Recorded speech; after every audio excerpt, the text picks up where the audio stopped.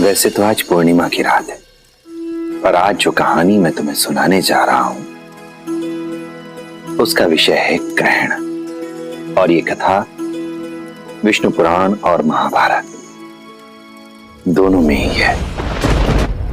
ये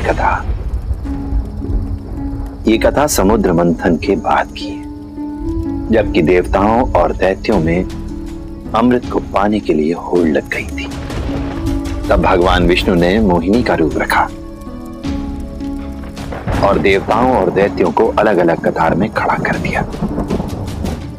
देवताओं को एक कतार में खड़ा करके अमृतपान कराने लगे, पर इसी बीच एक असुर जिसका नाम था स्वरभान, वो देवताओं की कतार में सूर्य देव और चंद्रदेव के बीच जा खड़ा हुआ ताकि वो छल से अमृतपान कर सके।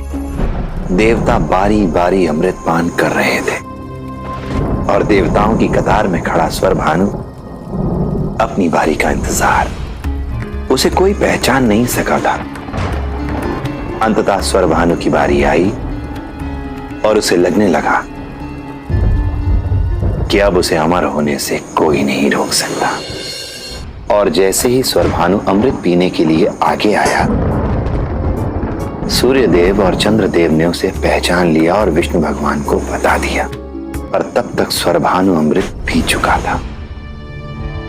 अमृत गले से नीचे ना उतर पाए, इसलिए भगवान विष्णु ने तत्काल स्वरभानु का गला सुदर्शन चक्र से काट दिया। गला कटते ही अमृत शरीर से बाहर गिर गया,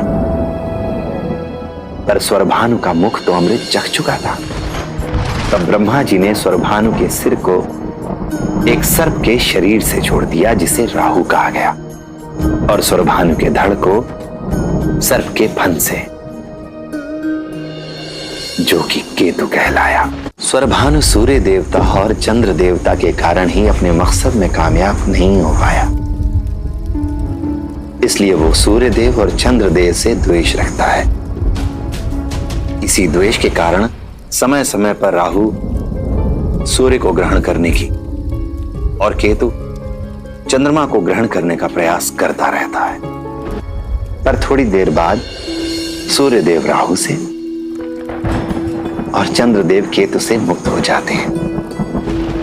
राहु केतु अधिक समय तक सूर्य और चंद्र का ग्रहण नहीं कर पाते हैं, क्योंकि राहु के पास खाने के लिए मुख तो है, पर पचाने के लिए धड़ नहीं, और केतु के पास पचाने के लिए धड़ है तो खाने के लिए मुख नहीं। छल कपट करके मनुष्य कुछ देर के लिए तो आगे निकल सकता है, पर उसका कभी भला नहीं हो सकता। चाहे स्वरभानु हो या फिर रावण जैसा विद्वान, उनका छल, उनका कपट ही उनके पतन, उनके विनाश का कारण बनता है।